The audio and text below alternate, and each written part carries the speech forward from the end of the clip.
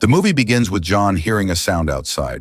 When he goes down, he finds them taking his wife's car because they haven't paid the bills, and the bank has seized it. John gets upset, and his wife comes out. Their son asks them what's going on. John tells her he talked to the bank, and they'll solve the problem. She reminds him that he said the same thing 2 months ago. He assures her he works 20 hours a day at the factory and is also looking for a new job, but she gets annoyed and calls their son. He comes in mimicking bodybuilders, and his mother tells him to have breakfast first. The boy seems intelligent and humorous. When Mikey goes to get books for school, Mikey's mother reconciles with Mikey's father and tells him to drop her off at work. The three of them get in the car and sing, laugh, and joke. Their son suggests he take the $46 he saved, but his father dismisses it, telling him to keep it. He says goodbye and his son goes inside. Mimicking bodybuilding moves, John goes to his job at the factory. His friend comes and greets him, and they go together to apply for a new job. John says, "If I don't get accepted, Mikey's mom will chew me out because of her car." When they arrive, they find 400 applicants. He tells his friend, "I'm sure they've already hired someone they know. And of course, when you go in, they'll tell you that your qualifications are too high for the job, and they'll throw your resume on the ground." They call John, who tells them he has worked 15 years in heavy equipment and is willing to work anything today. Indeed, they respond that his qualifications are too high for the job. He, his wife, and their friends go to cheer Mikey on while he plays. But suddenly, while Mikey is running, he gets tired and faints. His father rushes to him and tries to wake him up. They quickly get in the car and drive him to the hospital. They take him to the emergency room, and he tells them he got tired while running. A doctor comes, and they get annoyed by her many questions. She tells them to fill out the forms quickly in case they need a blood transfusion. They go out to fill out the data, which includes the insurance company's name. Their friends come and reassure them. The hospital asks John for his insurance card, takes it from him, and he goes in to check on his son. He tells them he can't speak, so they tell him to rest, and he'll be fine. The nurse explains to them that if the number drops below 7, he'll have heart failure. He leaves them and goes out. John and his wife go in. The hospital director greets them and introduces them to the head of cardiology. He seats them and explains that their son's heart is enlarged and very strained. Unfortunately, it's too late for surgery because his heart has a problem and needs a new heart, or else he will die. The director continues, "Or we might not do it. We'll give him medicine and let him rest in his final days." They wonder when he got sick. The doctor explains that in the coming days, he'll get sicker and might go to sleep and not wake up. But the director interrupts, saying that a transplant operation is also dangerous and their son could die during it. The father asks, if he doesn't have the surgery, how long will he live? The response is months, weeks, or days. The mother cries and he comforts her, crying despite himself. He asks the doctor, "If it were your son, what would you do?" He said, "I would definitely do the operation." John insists on getting his son a heart transplant. They inform him that one of the conditions for the operation is that his son's name be placed on the organ transplant list. The director completes, but the operation is very expensive. He tells them it's fine. He has insurance for major operations. She informs him that she checked his insurance and found it wouldn't cover the operation costs. He assures her he's confident that he and his son are insured. She replies, "But your house isn't yours. You don't have stocks or investments, and the money in the bank is barely $1,000, and we need an initial down payment." He asks her, "So how much is the whole operation?" She tells him $250,000, and they need an initial down payment of about 30%, which is $75,000. John is shocked by the amount, and his mother gets upset because everything comes down to money for them. As they are leaving, a doctor calls them. He tells her they decided to transfer their son to another hospital. She makes them understand that this is the best heart hospital, and the only way is for them to talk to the insurance company and get the surgery done here.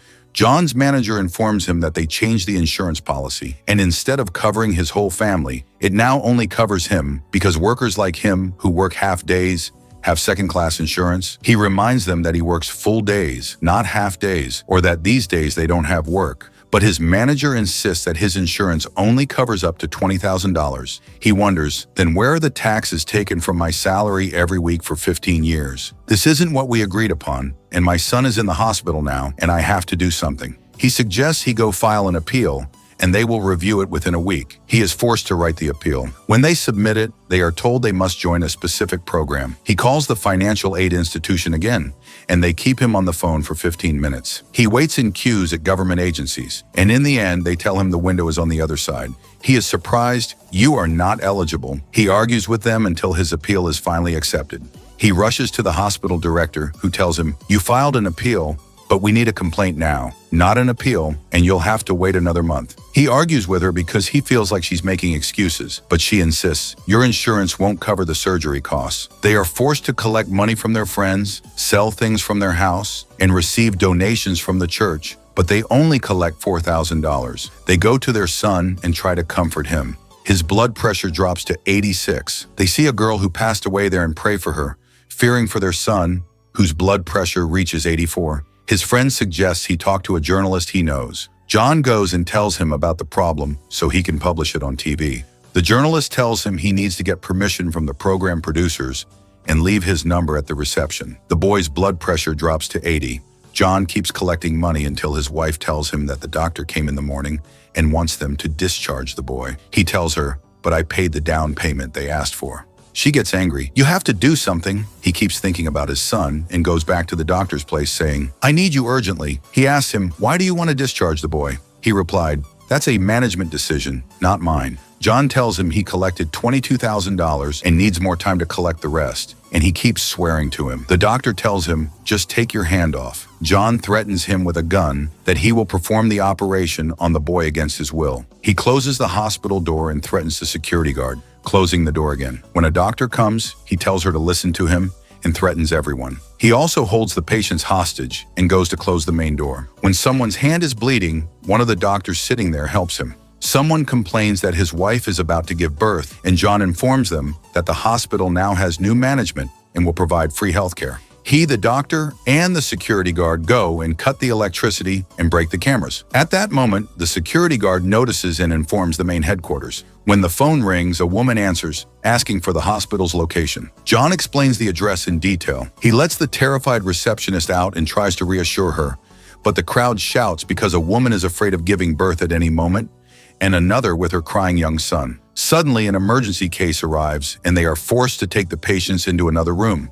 He learns that they have a case of someone with a gunshot wound. He takes out the gun and forces them to leave, or they will take the man in quickly and realize he needs immediate surgery. When the doctor comes, he refuses to help him because he is a heart doctor, not an emergency doctor. John forces him to save him immediately. John hears the sound of police cars, from which Detective Frank gets out. They inform him that he has closed the emergency room and cut off electricity to the people, and they are afraid of breaking down the door and someone getting hurt. But there are 2 cameras inside from which they can see them, and there's also the security guard they can talk to on the walkie-talkie. When he asks about the hospital director, they tell him she's on vacation today. They ask John for permission to let the pregnant woman have a checkup. He agrees. Someone tells him that his fiancée has a broken arm and they want someone to examine her. The detective talks to them on the walkie-talkie and wants the one who's holding them hostage to reply. John replies and the detective introduces himself. John also states his name and gives his demand. The hospital director must put his son's name on the transplant list. The detective replies that he will speak to her and advises him to act rationally. John releases the husband of a pregnant woman. The husband says he is afraid for his son, especially since it is their first child. He doesn't care if it's a boy or a girl, as long as the baby is okay. When John notices that a woman's arm was broken in a previous accident, he asks who was driving. The boyfriend says, me, and shows that he is injured too, sarcastically acting like Superman. The woman explains that he didn't get hurt like her because his safety unit, airbag, deployed while hers malfunctioned. However, when John checks the car, mentally, physically, he is shocked to realize the car doesn't actually have safety units. He deduces the boyfriend is a liar or that he is the one who beat her. The boyfriend admits, fine, I was drunk. The gunshot victim is then saved. John's wife is with him and their son. The doctor comes to them, changes Mike's tests, gives him a painkiller, and brings him a toy to comfort him. When Mike asks about his father, his mother assures him he is definitely coming. One of the hostages decides to spray John in the eyes to grab him. A high-ranking officer arrives at the hospital and learns from the detective that the captor is a father upset about his son's condition. He warns the detective to act fast to make the town safe again, then goes aside to mock the detective. John is surprised and wonders why none of the doctors discovered his son's condition earlier. They explain to him that insurance pays them, meaning even if they knew his son had a problem, they wouldn't admit it so they wouldn't have to operate at the insurance company's expense. John calls his wife, but the detective answers, revealing that all calls are now diverted to them. The detective asks about the hostages and asks if he could release them to help the situation. They manage to get a visual description of John, They tell John the pregnant woman needs to give birth right now. When the director arrives and sees his picture, she identifies him. That's John, and his son is in the ICU. John decides to release some hostages and gives the detective 1 hour to put his son's name on the list, or he will kill the hostages. John releases the pregnant woman and the woman with the child. Inside, the boyfriend starts a fight so he can spray John in the eyes. They beat each other up. He tells his fiancée to grab the gun and kill John, but she refuses. Instead, she takes the spray, sprays him, the boyfriend, in the eyes, kicks him, and everyone laughs at him. She pulls off her wig and throws it in his face. John warns everyone not to shoot.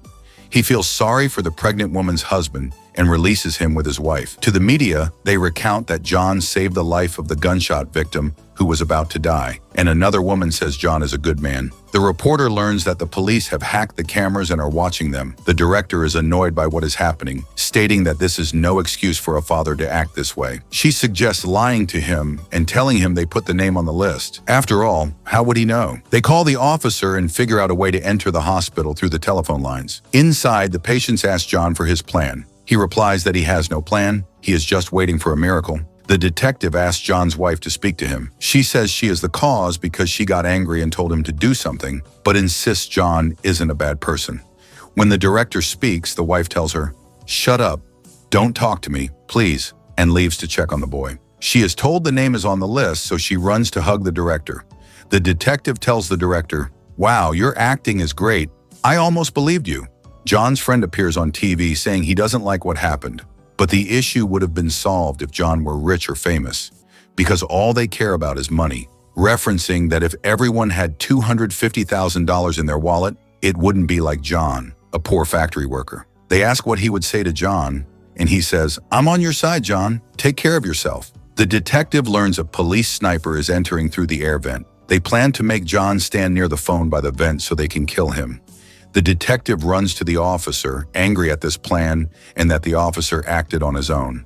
They thought John said he would kill a hostage in 15 minutes, so they argue it's better to kill him than let an innocent die. The officer tells the detective to stay out of it. The police close the vents. John wonders why the AC stopped. The newscaster is happy because a hacker inside the ER has connected a feed to broadcast live on air. The sniper enters through the vent. They have John's wife call him. They are surprised that she tells him they did put the son's name on the list. John rejoices. The TV broadcasts the audio, and the police watch. She tells him the son is very sick and deteriorating, and she keeps crying. He asks her to give the phone to the son so he can see him. The sniper gets closer to John. The boy asks, "Why didn't you come, Dad?" John says, "I'm busy and can't come right now, but I'm close to you." The boy asks, "I heard I need a new heart. What's wrong with my heart?" John replies, "It's just to make you stronger." The sniper aims the rifle at John. The people watching are moved by John's words to his son. Even the War X director cries. The sniper gets the order to shoot. John hangs up, crying. Suddenly, John spots the sniper, pulls him down, and gives him a severe beating. The police are shocked the TV broadcasted what happened. John treats the gunshot wound. When the people see John step outside the hospital, they applaud him. The detective comes out to him. The officer begs the detective to go see what he wants. John goes to the detective because he knows he is a good man.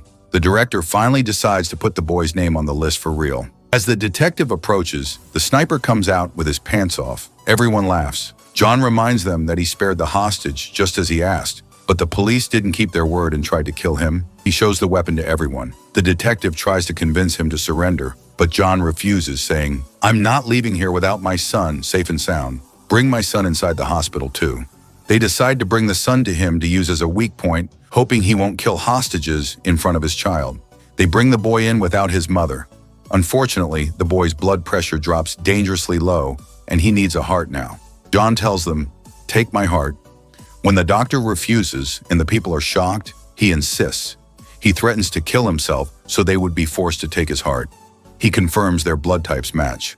The doctor refuses to let John die to save the son. John tries to persuade him, but eventually pulls the gun and threatens him. The doctor is forced to agree, despite warnings that he will lose his medical license, deciding to save the boy since the father wants it. He orders them to prep the operating room. John writes his will, stating he donates his heart to his son and has 2 people witness it. Before he goes into surgery, he says goodbye to the hostages, and they prepare his son for a transplant. But John bids him farewell with a final word. John hides from his son that he is injured. The son asks, "Dad, did you get me a new heart?" John says, "Yes." He asks the boy to focus for a minute because he has something to say. He advises him, "Listen to your mother, be her friend, tell her you love her every day. When you say you'll do something, do it, because your word is your honor, son. You must make a lot of money. Don't be stupid like your father, because everything here runs on money. I won't leave you. I'll always be by your side." He cries while saying, "I love you." John goes to prepare to have his heart taken. At that moment, they discover the gun was actually empty, and he only had one bullet intended for himself. As he readies himself for death, a miracle truly happens. A woman dies in an accident, and while her body is destroyed, her heart is intact. The hospital receives word that a new heart has arrived. The nurse runs quickly to tell the director and the wife. The wife tries to call John to stop him, but he doesn't answer, afraid she will talk him out of it. She runs screaming that they found a new heart. The public sees the hostages leaving the hospital. John surrenders. The police approach and arrest him, putting him in the car. The boy goes into surgery, but John hasn't arrested him yet. Instead, he arrests a man disguised as him. He stands with his wife watching the son. The investigator enters and begs him to listen to him and puts on the handcuffs. The operation is a success, and all the television is talking about John's case, but he refuses to speak. They tried to clear John of the attempted murder charge, but he's accused of hostage-taking, and his sentence will be determined next week, likely 3 to 5 years. He tells his son, "You're the man of the house now, and if you need anything, Jimmy and his wife are right there." They put John in the police car, and his son calls out to him at the top of his lungs and does his dad's favorite bodybuilding move. If you've reached the end, don't forget to like and subscribe.